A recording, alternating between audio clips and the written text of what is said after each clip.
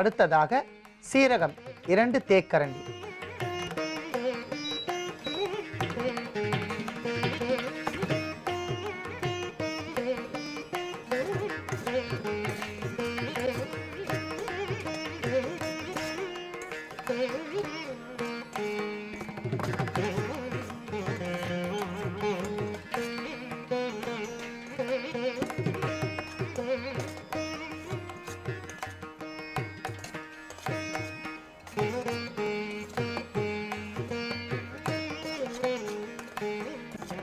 நன்றாக வறுத்த சீரகத்தையும் எடுத்துக்கொள்ளலாம்.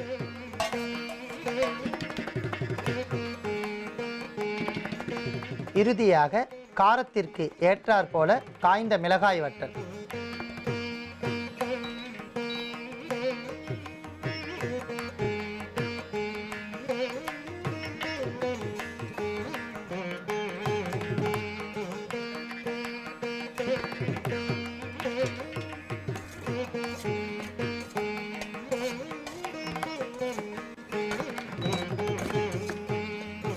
நன்றாக வறுத்த மிளகாய் வற்றலையும் எடுத்துக்கொள்ளலாம்.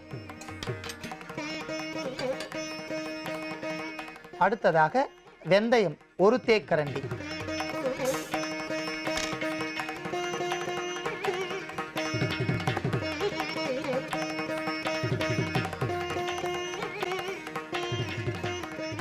வறுத்துவிட்ட வெந்தயத்தையும் எடுத்துக்கொள்ளலாம்.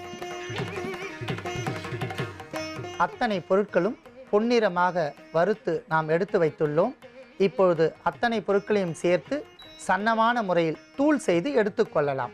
அன்பான நேயர்களே, நாம் அத்தனை பொருட்களும் எடுத்து சன்னமான முறையில் தூள் செய்து எடுத்து வைத்துள்ளோம்.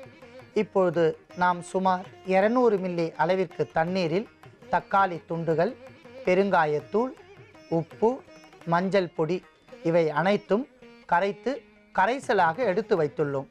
முதலில் நாம் தாளிதம் செய்வதற்காக வாணலில் 2 தேக்கரண்டி அளவிற்கு நல்லெண்ணெய் விட வேண்டும்.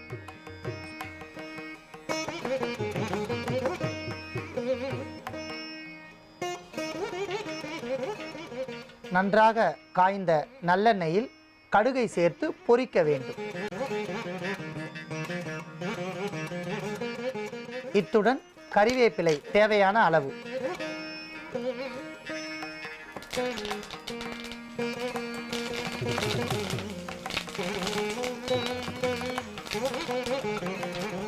நாம் கரைத்து வைத்த கரைசலை இப்பொழுது வாணலில் ஊற்றி நன்றாக கொதிக்க வைக்கவும்.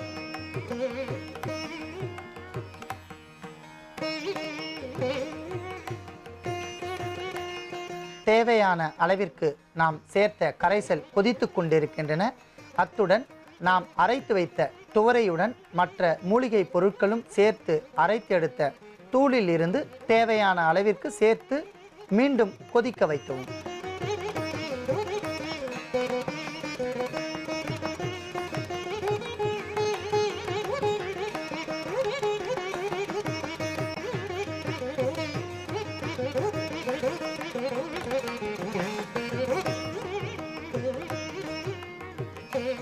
அன்பான நேயர்களே, அற்புதமான துவரை ரசம் நமக்கு தயாராகிவிட்டது.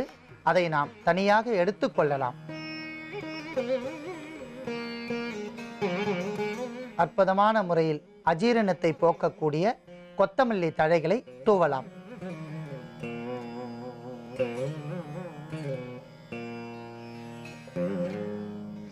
அஜீரணத்தால் ஏற்படக்கூடிய வயிற்று உப்பசத்திற்கு நவீன மருத்துவத்தில் பல்வேறு வகையான மருந்துகள் இருந்தாலும் இவற்றால் நமக்கு பூரணமாக குணமாகாமல் பக்க விளைவுகளும் ஏற்படும். எத்தனை முறை நாம் மாத்திரை சாப்பிட்டாலும் அந்த ஒருவேளை மட்டுமே குணம் தெரியும்.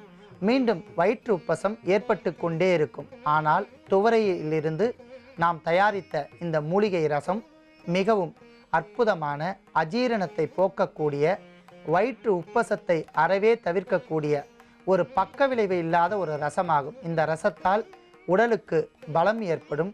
வயிற்று உப்பசங்கள் படிப்படியாக கரைந்துவிடும். எந்த வகையான உணவு சாப்பிட்டாலும் மிக எளிமையான முறையில் ஜீரணம் கிடைக்கும்.